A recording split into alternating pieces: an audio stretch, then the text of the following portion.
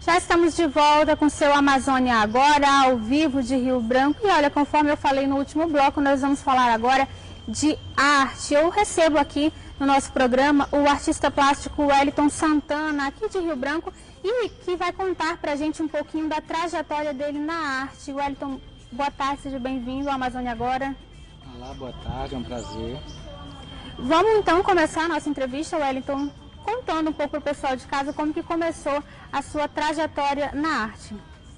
Então, a minha trajetória, eu costumo dizer que o primeiro contato que eu tive mesmo com o desenho, com a arte, foi aos 5 anos, quando eu vi um desenho pela primeira vez, mas morava em um sítio distante, meus pais não tinham nenhuma sensibilidade para incentivar nesse sentido. Posteriormente, eu só fui ter contato novamente aos 16 anos, através do SESC, do professor Geofranes. A partir daí, quando eu tive contato dessa vez, eu vi que era isso que eu queria seguir para a minha vida inteira, assim, por escolha mesmo, por opção minha. A vida do artista, Wellington, não só em relação às artes plásticas, mas cantores, atores, enfim, é sempre muito difícil, não é? Existem muitos desafios que sempre jogam contra, não é? Para seguir esse caminho que por muitas vezes é tão instável, não é? Quais foram os desafios que você enfrentou aí nessa trajetória? Eu acho que para você ser qualquer tipo de bom profissional, seja médico, seja advogado, seja artista, tem bom e mau profissional em qualquer área. Para você ser bom, tem sempre muitas dificuldades. Para você se destacar, tem sempre muitas dificuldades. E eu procurei sempre, a minha vida inteira, tirar essas dificuldades de letra e olhar sempre as coisas boas, sempre com otimismo. Né? Isso é uma coisa que é uma das características que nos distingue, eu acho que no mundo inteiro, né? Na Europa mesmo as pessoas nos distinguem pela nossa alegria, né? Pela nossa felicidade. Isso, como que esse povo ri? A gente ri na tristeza. E você está, por exemplo, em Londres, você está em Berlim, você está em Copenhague, as pessoas, se elas estão felizes, elas estão sérias, e se elas estão tristes, é o mesmo rosto, é uma cara de paisagem, né? Então acho que essa característica do brasileiro é de realmente tirar de letra os obstáculos e ver sempre o lado positivo das coisas. E para quem está acompanhando a gente, outros estados aqui da nossa região e ainda não conhecem o seu trabalho, explica melhor qual é o seu trabalho atualmente, que tipo de peças você trabalha? Bem, eu venho desenvolvendo um trabalho com uma temática que discute território, identidade e fronteira desde 2009.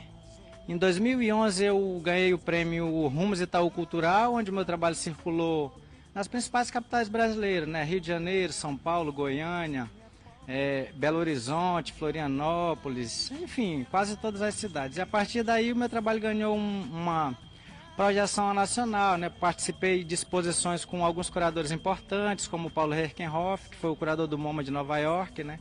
Da Bienal de São Paulo, Agnaldo Farias, Marcos Lontra, que foram os curadores que ajudaram a proporcionar um aparecimento dos principais artistas brasileiros no cenário internacional.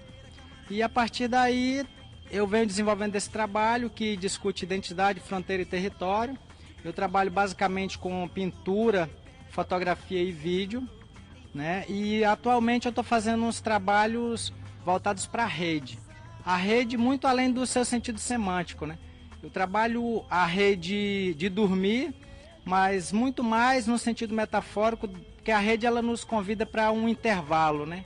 Para um descanso, para um embalo, que é uma criação indígena, do indígena sul-americano, e que eu costumo dizer que é um território dele, porque é uma extensão da casa.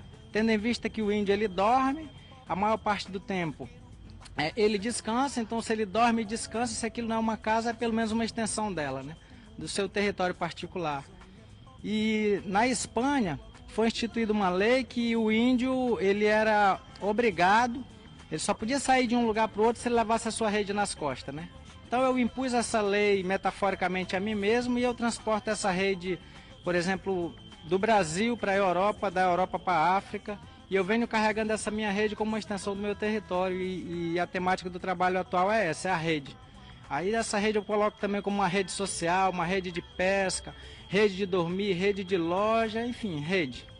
Bom, e eu tenho certeza que muitos artistas aqui da nossa região estão acompanhando o programa. Se vocês tiverem alguma pergunta para fazer para o Wellington, manda aqui uma mensagem para a gente no 68-8111-3302. Nós estamos aqui aguardando a sua participação. E Wellington, o pessoal de casa estava acompanhando agora ali na tela imagens de alguns dos seus trabalhos. E o que a gente pode perceber de comum entre eles é que mesmo com diferentes peças tem sempre aquela característica própria. A pessoa que olha sabe que foi o Wellington Santana que fez. Como é que você trabalhou a questão da identidade dos seus trabalhos?